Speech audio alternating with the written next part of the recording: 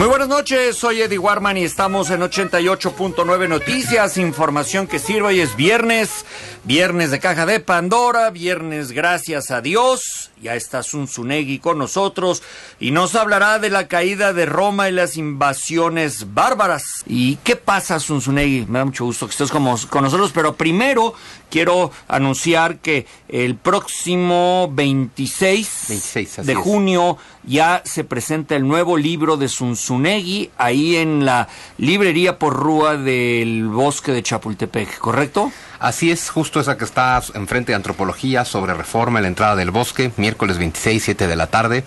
Ahí estaremos presentando Los Cimientos del Cielo, que hoy sale de la bodega de la editorial a distribución, por ahí del día 17, es cuando ya debe estar en todas las librerías, que elegimos esa fecha simbólica porque el pretexto central de Los Cimientos del Cielo es la construcción de la Catedral Metropolitana de México, y precisamente el 17 de junio de 1813 es cuando fue inaugurada. Entonces este 17 de junio se cumplen 200 años de la inauguración de la catedral, y pues bueno, esa es la fecha simbólica por la que sale Los Cimientos del Cielo justo en ese día. ¿De qué se trata esa novela? Pues mira, la historia empieza en 1487 y la termino de contar en 1813. Entonces hablamos de 350 años de historia, que insisto, el pretexto fundamental es la construcción de la Catedral de México. Pero pues ubiquemos, ¿no? Hernán Cortés pone la primera piedra en 1524. Luego la catedral que él empieza a construir es destruida y se empieza a construir otra. Y se inaugura en 1813. Entonces de 1524 a 1813 hay muchas historias que contar.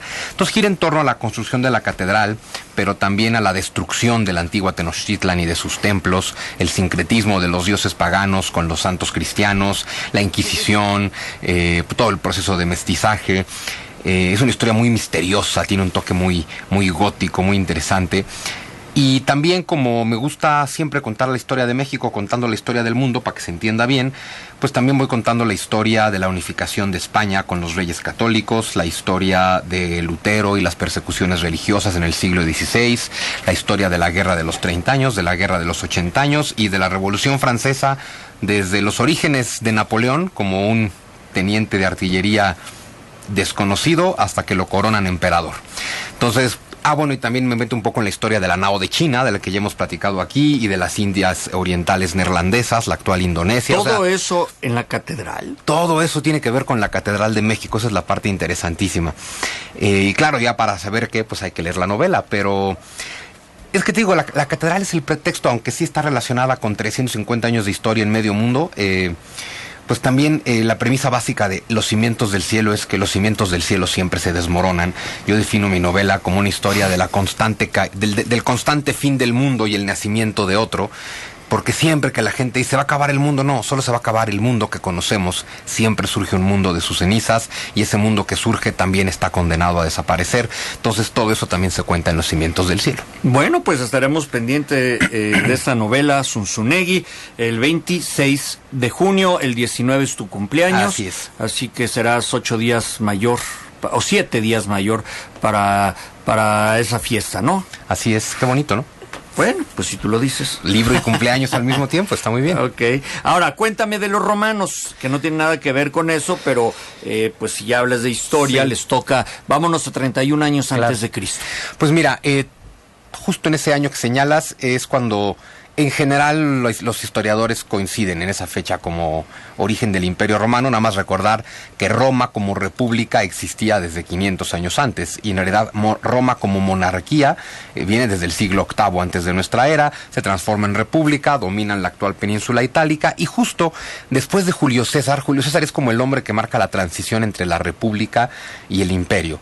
En tiempos de Julio César él conquista la Hispania, conquista las Galias, es el más grande conquistador del Imperio Romano, hace casi que se duplique el territorio del Imperio Romano, lo cual hace de Roma un imperio mucho más rico, pero también mucho más complejo, mucho más difícil de administrar y mucho más militarizado por tanta conquista. Y en cuanto Roma se militariza, empiezan los conflictos, ¿no? Pero bueno, muere Julio César, luego tenemos una serie de guerras civiles, hasta que finalmente es un pariente de Julio César, Octavio César Augusto, quien es considerado el primer emperador. Y a partir de ahí, pues todo fue bastante caótico. los primeros emperadores, todos ellos de la familia de Julio César, Nerón, Calígula, Claudio, puros niños Augusto, bien, ¿no? Puro niño bien, ¿no? O sea, puro, pues mira, Nerón, Calígula, puro antro de la colonia Roma y de la zona rosa, sí, y así, caramba. ¿No? Bueno, que se daban unos abusos de poder tremendos, que además coincide, y es muy importante, con el nacimiento del cristianismo, que va a ser para muchos historiadores uno de los factores que influye en la caída del imperio, porque el cristianismo hasta los primeros 300 años estuvo perseguido, es hasta el año 313 cuando el emperador Constantino decide autorizarlo, y luego el emperador Teodosio en el año 380 decide oficializar el cristianismo como único culto de Estado. Pero bueno, antes de llegar a eso, Roma como imperio funcionó bastante bien, digamos que hasta el siglo III. En casi todos los textos que uno consulte de la caída de Roma se habla de la crisis del siglo III, es decir, de los años 200, aquí particularmente la segunda mitad del siglo III, entre el 250 y 290 más o menos, cuando está la dinastía de los Severos. Es cuando empieza a haber una crisis económica terrible, o sea, hay mucha riqueza en el Imperio Romano, pero es justo cuando se empieza a notar que esa riqueza cada vez se distribuye peor. Entonces hay cada vez más pobreza y cada vez hay más masas pobres. Y estas masas pobres también cada vez abrazan más el cristianismo, que es la única religión popular que tiene Roma en esta época, que es una religión prohibida. Entonces todo eso complica mucho las cosas.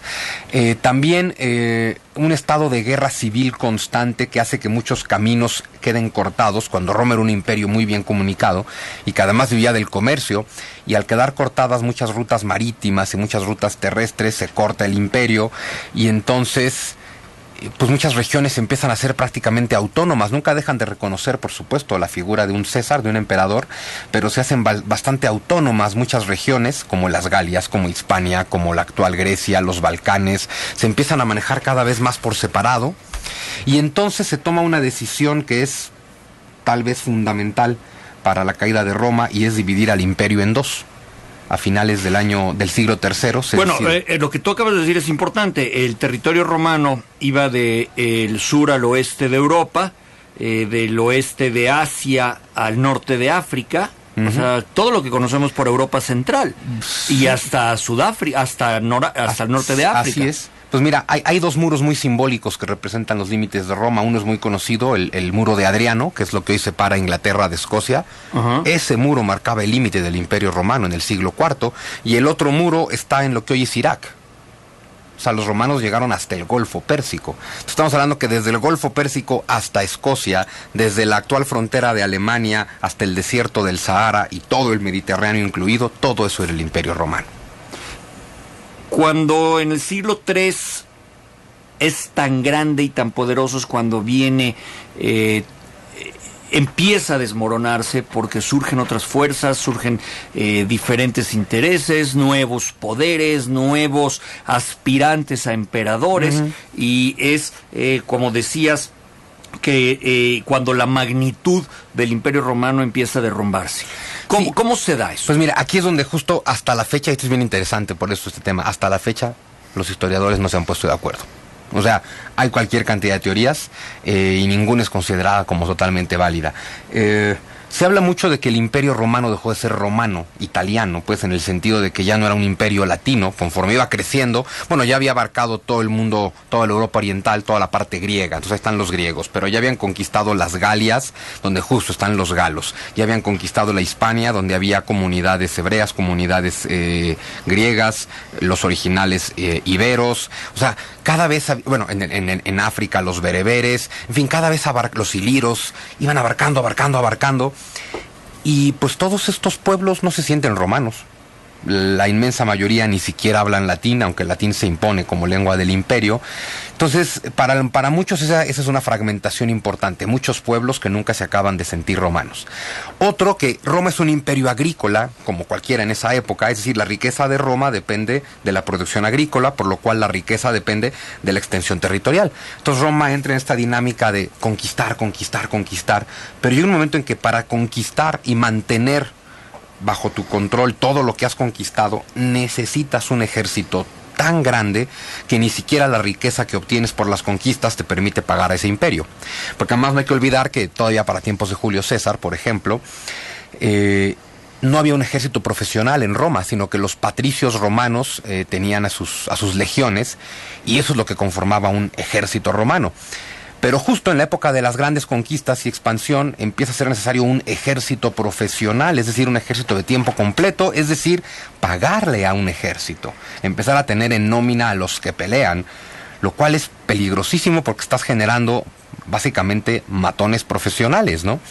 Y con el paso del tiempo, pues tienes un cuerpo de poder mucho más fuerte que el Senado y el emperador, porque el ejército capaces de poner emperadores. Capaces de quitar, matar y poner emperadores, que es justo lo que empezaron a hacer. Y luego empieza otro factor, se habla mucho de las invasiones bárbaras. Los llamados bárbaros son los pueblos germánicos que habitaban al norte, que en realidad no eran propiamente enemigos de Roma, ni eran bárbaros, como hoy conocemos la palabra bárbaro. Simplemente eran pueblos que no hablaban latín ni griego, y por eso los romanos decían que eran incivilizados. Pero eran pueblos establecidos, sedentarios, con reyes, con un nivel de civilización inferior al de Roma, desde luego, pero que vivían haciendo intercambio comercial con Roma. Los choques se limitaban a la frontera. Incluso muchos reyes bárbaros poco a poco fueron aceptando nominalmente la soberanía romana. Poco a poco estos pueblos germánicos se fueron confederando con Roma. Pero claro, empiezan a ser sobre todo parte del ejército. Entonces de pronto el ejército romano lo que tiene son generales romanos, pero todos los soldados son bárbaros. Son o diferentes pueblos del imperio. ¿Y cómo los controlan? Ese es el punto, que no los controlan. Y cuando el ejército tiene el poder de quitar y poner emperadores, pues muchas tropas, en lugar de estar en las fronteras del imperio cuidándolas, pues están sopiloteando Roma, pues para ver cuándo se muere o cuándo matan al emperador para poner a otro. Y llega un momento en que el que llegue primero con sus tropas a Roma y se siente en el trono se convierte en emperador prácticamente. Entonces ahí es cuando los militares ya no están cuidando Roma, están pues simplemente buscando el trono. Ahora, llegó a haber tal cantidad de asesinatos en el siglo III que incluso llegó a ser difícil conseguir emperador. Hablando sobre la caída del imperio de Roma, es tan grande el imperio, Juan Miguel Zunzunegui, tan largo el periodo, que siempre hay un personaje inevitable, y este es Atila, ¿no? Y es el que hace emocionante esta parte de la historia. Pues mira, ya para que te digan el azote de Dios, pues sí hay que ser muy emocionante, ¿no? Y así es como le decían a Atila, el hombre que decían que donde pisaba su caballo no volvía a crecer el pasto. Atila era el rey de mendigo. Así de mendigo era el Atila. Mira, Atila era el rey de los hunos. Los hunos son una tribu de origen turco-mongólico, habitaban al norte de China, pero poco a poco fueron expulsados por los chinos y se trasladaron por todas las estepas siberianas. Los hunos atravesaron los montes Urales, llegaron a Europa, y aquí es cuando empieza todo el mitote, porque cuando los hunos, que son los verdaderos salvajes de este cuento, atraviesan y llegan a Europa, los pueblos germánicos que ya estaban establecidos ahí, como los alamanos, los alanos, los anglos, los sajones, los godos, visigodos, ostrogodos, los francos, todos esos se van a precipitar sobre Roma, y es ahí cuando viene pues una serie de invasiones. Todos los pueblos germánicos se empiezan a meter a las fronteras seguras de Roma, pero los hunos van a saquear prácticamente todos los rincones del imperio. Y aquí va a ocurrir una cosa muy interesante, y es que estos pueblos germánicos van a acabar aliándose con Roma y van a ser ejércitos confederados de Roma y germánicos contra los hunos. O sea, es tal la amenaza de los hunos y tal el estado de paz en el que ya vivían los romanos y los germanos, que romanos y germanos se unen y aún así no logran derrotar a Atila. La última gran batalla de la historia del Imperio Romano es conocida como la batalla de los Campos Cataláunicos en el año 451, en la actual Francia, donde el último general romano importante, Aecio, se enfrenta contra Atila. Él, comandando a romanos y a germánicos, se enfrenta contra Atila, es derrotado. Atila no va a saquear la ciudad de Roma, es uno de los hechos también más desconocidos. Va a saquear prácticamente todo el imperio, pero cuando se acerca con sus huestes a Roma, lo sale a recibir el Papa León I, y llega a una serie de negociaciones con Atila, y lo convencen de retirarse. Prácticamente le llevan todos los tesoros de Roma a Atila. El planteamiento es: si vas a entrar a Roma para saquear, no es necesario, te traemos toda la riqueza, pero no destruyas Roma. Y así es como Atila se regresa con los hunos. Pero pues ya parece entonces la autoridad romana, pues era ya cuando los salvajes del norte pueden llegar y saquear todas las ciudades, pues los ciudadanos promedio pues ya tampoco tienen ningún respeto por el Estado romano. que básicamente su principal razón de ser, por supuesto, era brindarle protección a los ciudadanos. Y entonces, tras la invasión de los hunos de Atila, es cuando los ostrogodos se van a instalar en Italia, y pasa una cosa muy interesante. El último emperador se llama Rómulo Augustulo, y la fecha que se da como caída de Roma es el año 476, que es cuando este último emperador, Rómulo Augustulo, es derrocado por el rey Odoacro de los ostrogodos, de los érulos ostrogodos. Y pasa una cosa interesante aquí. Ya en realidad Roma ya no estaba gobernada por los césares. Roma estaba gobernada por los reyes ostrogodos, que mantenían a un César como figura de autoridad y de respeto. Y en el 476 es cuando este hombre decide: ya no queremos un César. Pero yo, sin embargo, y para terminar, mi teoría es que el Imperio Romano nunca cayó, porque al final tuvimos un Imperio Romano en Oriente que duró 1000 años más, y es hasta la llegada del Islam cuando el Imperio Romano termina de caer.